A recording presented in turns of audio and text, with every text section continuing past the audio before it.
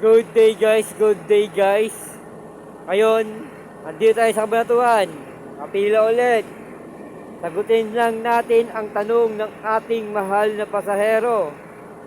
Ang kanyang katanungan is to. Ayan. Ang kanya pong tinutukoy niya, nagtatanong siya kung mayroon daw bang diretsyong mula Bataan hanggang Nueva Ecija na bus na bumabiyahe ng Bataan hanggang Nueva Ecija. Yun yung kanyang katanungan.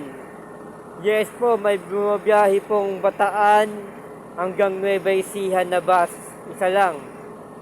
Yung biyaheng Genesis po, biyaheng Genesis na biyaheng Maribeles to Cabanatuan, San Jose. San Jose to Maribeles, Maribeles to San Jose. Sa isang araw po, 4 na biyahe lang po ata yung mayroon sa kanila.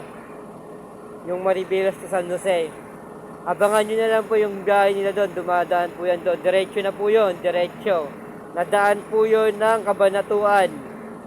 Sana nakatulong yung video na ito mo. I-comment sa baba yung katanungan para masagot po natin sa susunod nating video. Thank you and stay good vibes. Thank you!